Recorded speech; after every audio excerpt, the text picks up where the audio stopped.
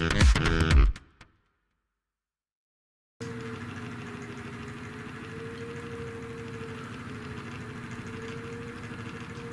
is windy.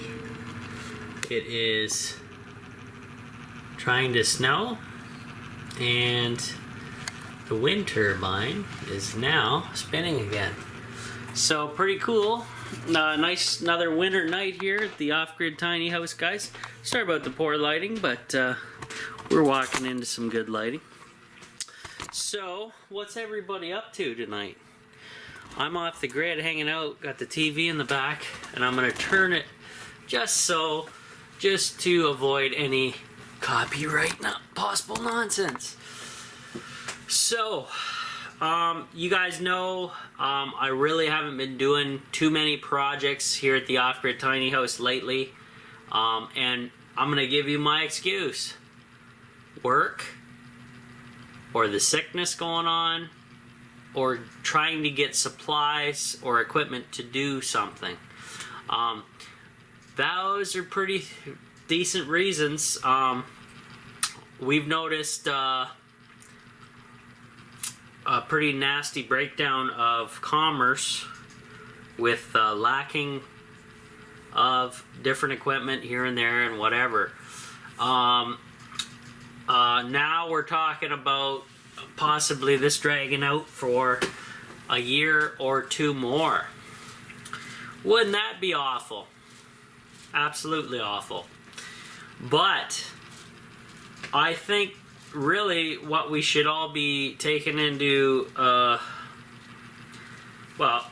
we should all take into account that having a setup or system like the off-grid tiny house that can generate your own power, you can have your own heat with a wood stove, you can have enough solar to do cooling with an air conditioner like I do here, and water procurement, whether it be rain harvesting, you have a pond or a pump or a well or whatever, wherever you have a secure location to get what you need.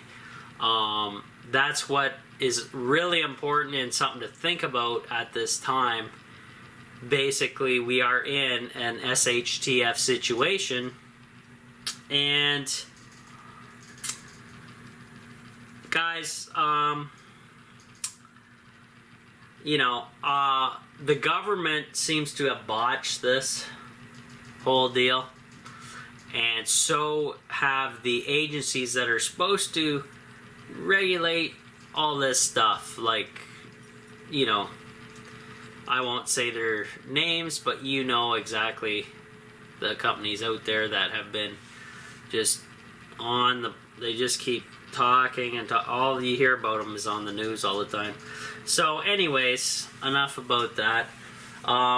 What is important to you guys now that you've suffered through this lockdown nonsense? It really shows the vulnerabilities and the holes in your setup, because anytime the government can say, oh, martial law, you can't leave your house again, you're stuck with what you have on hand, and that's all she wrote, guys. Your skills, your know-how, your supplies, your equipment, whatever's around the house, around the garage. Can you catch your own water? Can you heat your own place without burning it down? Whatever. Can you cool your own place? Can you get more water? Can you filter your water where you're at? All these questions come to mind to me, and should possibly be coming to you, maybe something in the back of people's minds after suffering through a lockdown. Do you have enough food at hand? Do you have like a week's worth of food in the house? Or is that really okay? It's a lot to take in, but it's perspective, right? Now that people have gotten a taste of a little bit of discomfort and survival, Are they learning?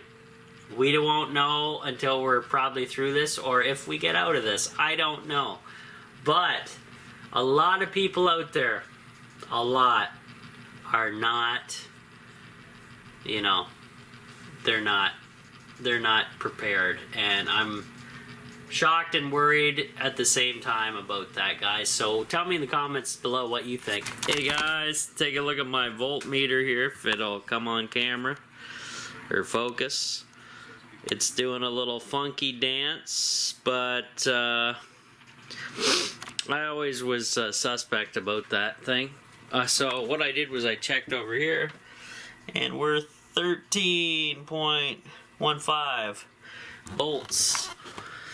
And so that just means the voltmeter that came with that controller is basically, you know, useless. I don't even need those voltmeters built into these two setups. I can actually probably remove them and replace them with something useful. Because if I want to check what voltage I'm at accurately, I just go back here where I just showed you what the battery voltages are. Because when these guys are on and they're under some load, they're reading 12 whatever, 12.6, 12.3, and then you get stuff like this where it doesn't know what the hell it's going on here. It's all doing that wacko nonsense. So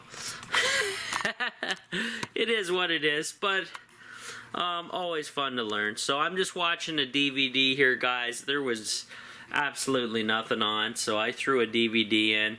Actually, the making of the Lord of the Rings. So show that just quick.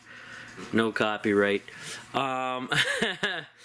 And yeah, enjoying it because I actually like the making of the movie series here more than I do the actual films. And the reason is it's really interesting how they made all this stuff. And it's I basically watch it maybe every couple years, just for, because I thought that's worth the money, man. Because I've watched the making of this thing since this thing came out, and every couple of years I'll throw it on because it's like 8 hours long. Because you get these periods of time, guys, where there's absolutely nothing on. So maybe you'll binge a couple hours of the making of here, couple of them a couple days later, and then you get it, you just work your way through it.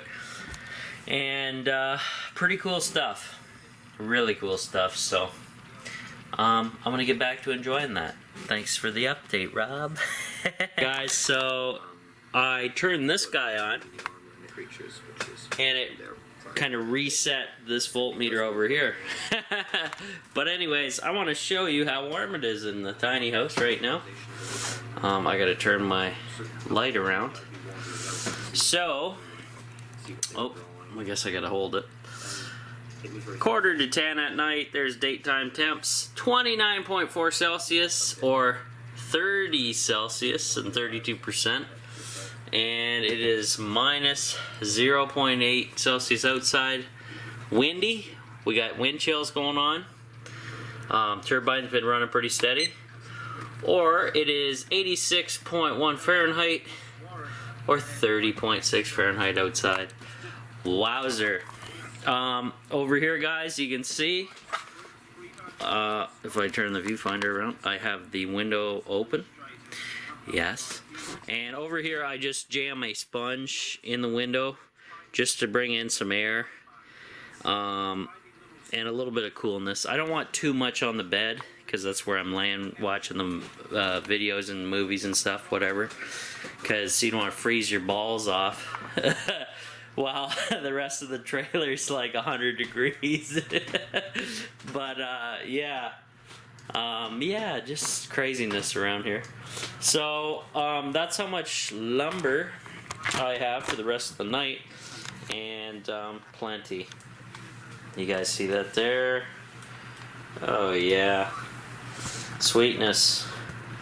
So, I have the fire's been damped down for a long time, because I actually got up to 700, and when I did that, I damped it off for the rest of the night, and that was not a good thing. I didn't expect it to go that high, but it did for some reason. So, wonderfulness. All right. Oh, you saw my pizza that I got to celebrate. Yeah, it's true. I did pig on it, and it was very delicious, so can't beat the price either. And yeah, pretty awesome stuff. I'm gonna get back to the movie, guys. I think I'm gonna shoot a lot more video tomorrow morning when I have full light. But if anything interesting happens, I'll let you know. But other than that, Rob has the windows open in the wintertime because he's being cooked out by his awesome homemade barrel stove. Alrighty, guys. See you tomorrow.